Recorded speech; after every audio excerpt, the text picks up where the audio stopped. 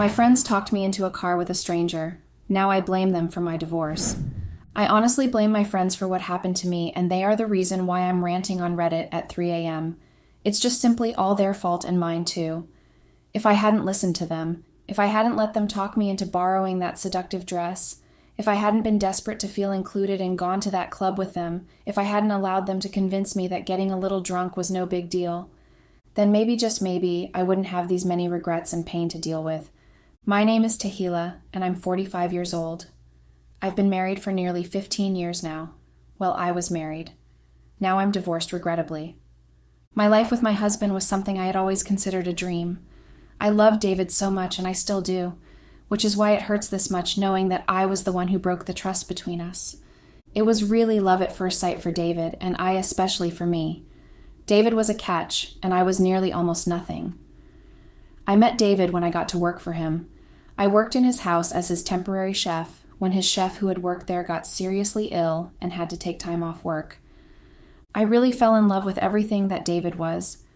He had so much money at that young age, and he was kind and patient. I really prayed and hoped that he would notice me at first, but he was never home until evenings and just wanted to have his dinner and go to bed. And then mornings were when he was always in a rush to get to his work. So I did what every woman would do. I tricked him into bed with me. Don't blame me, I really was desperate for him to see me at that point, and the cheap medicine I got at some local small pharmacy was enough to do the trick. It was what made me love David even more. When he woke up that morning and saw me naked in his bed, he didn't argue or accuse me. He just said nothing at all, and then, what was one forced night became a regular thing for us. I became his stress reliever. Every night before David would go to bed, we would have sex, and I was quite happy. I was on top of the world, even though I liked that he turned to me. He liked me enough to want me for my body. Anything else didn't matter to me. He gave me money. I even stopped working as his temporary chef when his cook returned. I became his girlfriend. Well, I gave myself that title, but David never argued when I told people that when they asked. And after 3 months of constantly warming his bed, he even started to take me out to parties when he needed a partner. I was sincerely happy. Except that happiness didn't last very long when David revealed one day that he was never going to marry. I was desperate one. I didn't want to lose David.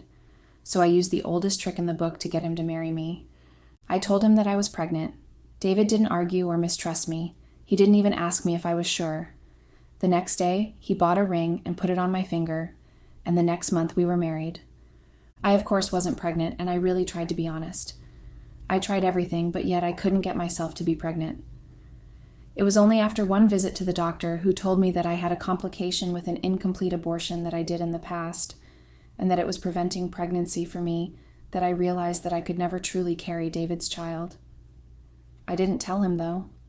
I was afraid he would leave me, so I faked a mini accident, paid the doctor to give a fake miscarriage report, and that was all.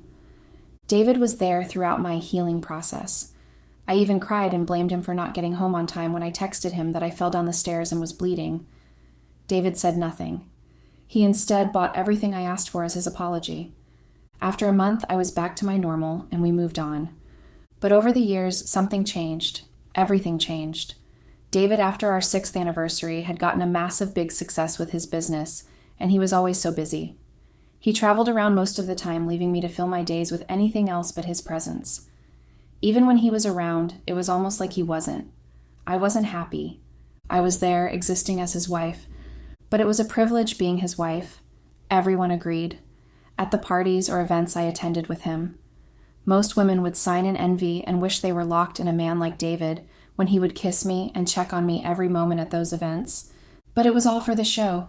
At home, he never really looked at me. I felt it. It was because I was becoming ugly out of shape. I was fat already with all of the junks I ate to fill my time. David didn't even bother with the lights on when he slept with me on days he was home. Even though, when we fought, and I had mentioned it, he swore it was only because most times he was too lazy to reach for the light switch. I still didn't believe him. I felt jealous. I felt like he had other women. Even though when I tracked him down, I only ever saw him with male business associates, and when I went through his phone, there were only business chats in there. Nothing to point to anything about an affair. And instead of relieving me, it made me even more desperate. I wanted David's attention somehow. I wanted to be his whole focus, not his work. I wanted to have him all to myself. I know how selfish that sounds now, but at that time, all I could think of was getting David's attention. And the first advice I got had been to lose the weight I had now gained. So I got a personal gym instructor to come train with me at home. David knew this, and he didn't object. His words had been whatever would make me happy. I didn't want to go to the gym to train. I didn't want to wear tight-fitted clothes around women whose body I was so sure David loved. So I did my training at home. My trainer was supposed to be a woman, but when I saw her picture, I was so jealous I asked for a male trainer instead. I didn't want David coming home and seeing us together and comparing, so I got him Jim. He was nice and sweet to me, didn't make me feel fat. In fact, he made me feel too sexy for my own good. Every time I got a tiny weight reduction, we would celebrate with a glass of champagne.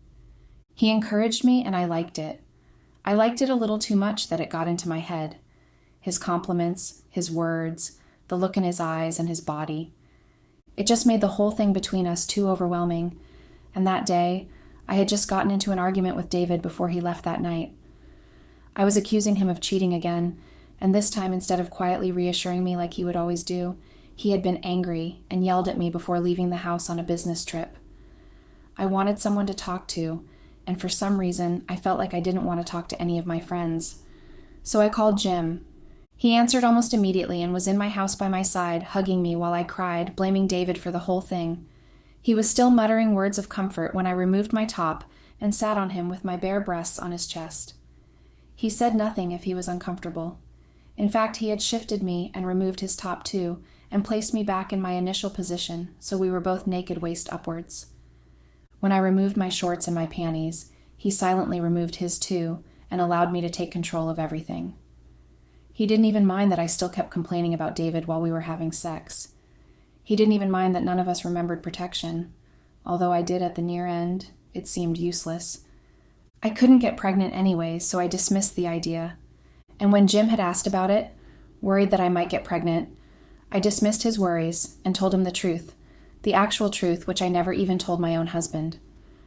Jim was very relieved, and so having sex without worrying about protection really became our daily normal. Jim and I started having an affair. Whenever I felt the need to talk, he would come over so I could express myself. Even on days we didn't train together. He came around whenever David wasn't home, and even on days when we had to train, we ended up having sex in complex positions that I never thought possible before. I liked it far too much, and I sort of got addicted to having sex with Jim so much that we did it almost every time. And Jim was always ever ready, and never had any complaint when I called him, and we kept at it for over a year until something had happened. David didn't suspect a thing. He was happy even though his wife didn't complain anymore when he had to go for business meetings. She didn't suspect or even try to jeopardize his business by calling his female clients and accusing them of sleeping with him. What David didn't know was that Jim took all of the space of complaint. He was the one I complained to while we had sex.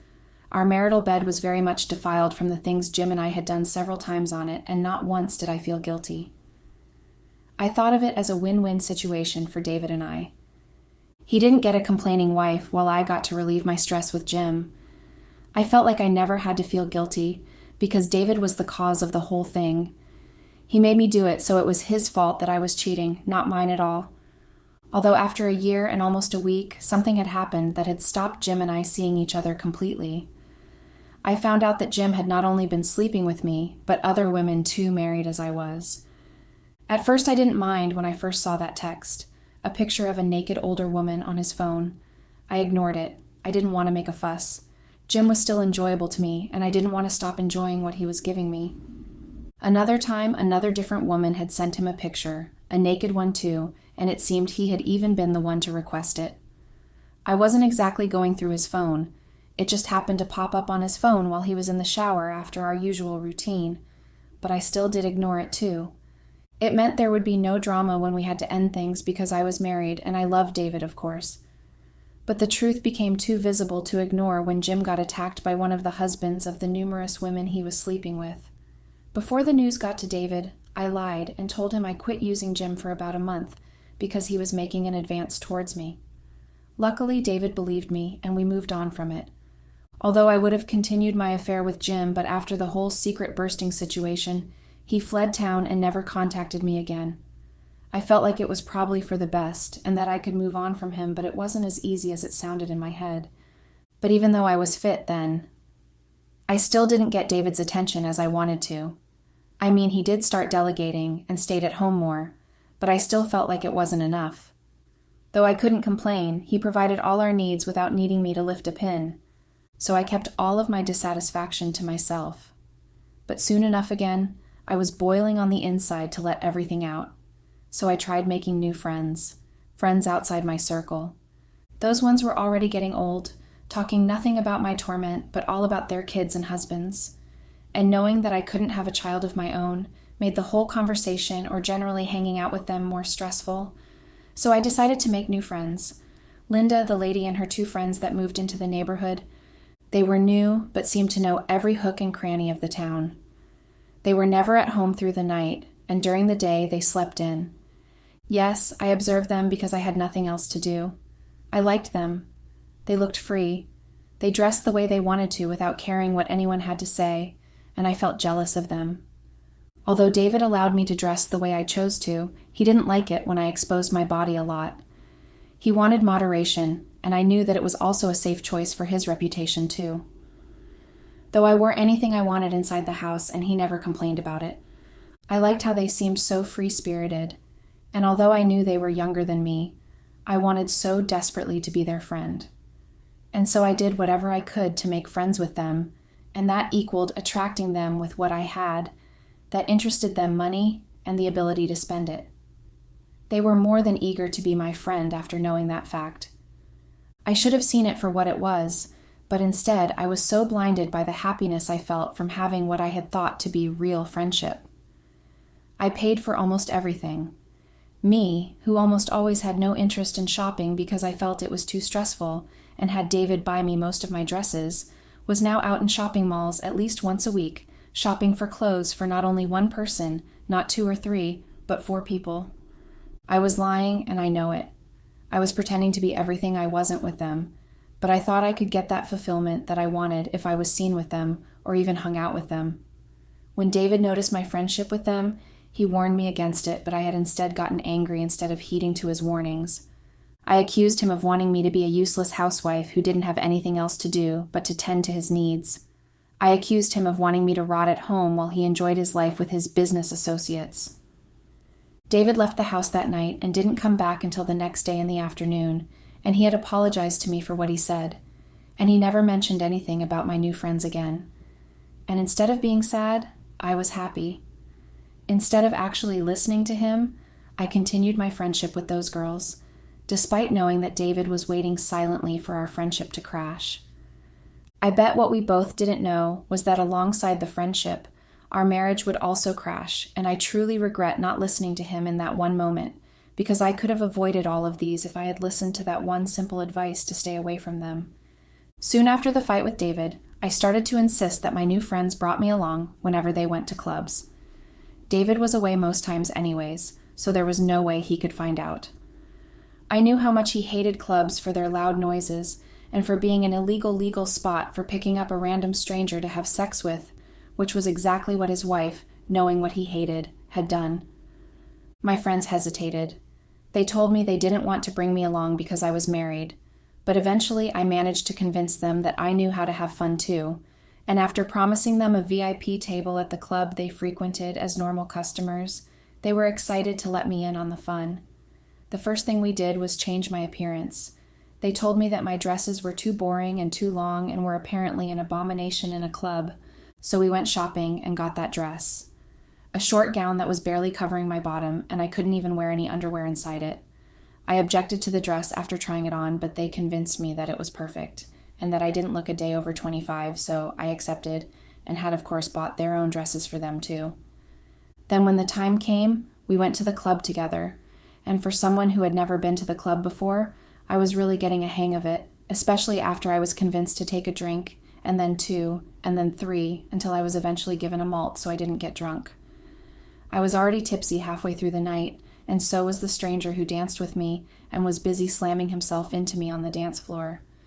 And then another stranger, who looked so much like Jim physically, with the body built, and all kept looking my way, and my friends, when they noticed that had teased me about it.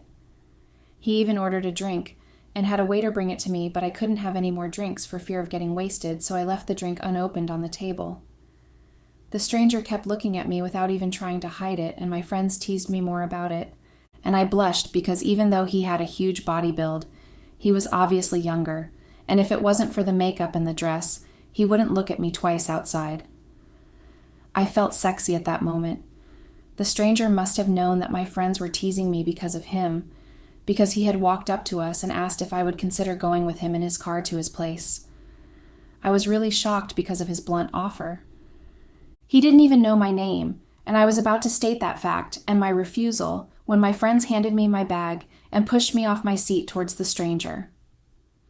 They told him to take care of me, and when I looked at them, confused, they told me that it was one of the ways of loosening up and that I had to loosen up a bit. "Stretch out those old muscles of yours," was one of those exact words, so I reluctantly agreed to go with the stranger. We said nothing to each other as we left the club together, and we got into his car. He said nothing while he drove. He drove for an hour before he finally stopped at an apartment, and his first words to me after leaving the club had been for me to get down from the car. I obliged and went inside his apartment with him. He didn't even mind that his apartment was filthy, and there were loads of empty cans and dirty dishes all around. He wasn't ashamed that he had brought me there. The only cleaning up he did was his bed, before he ordered me to lay in it after ordering me to remove my dress. I regret everything that happened that night with that stranger. It wasn't at all worth losing my marriage for. He was anything but gentle with me, and I was almost helpless because he had used 2 of his belts to tie me up to his bedpost, and my bottom still bear marks of his belts because he was into that sort of thing. He even stuffed dirty clothing into my mouth to stop my screaming at one point, and I just kept regretting following my friend's advice. After the whole painful experience, he slept off without even bothering to untie his torturous belt, and I had to stay like that until morning instead of making my escape like I had planned that night.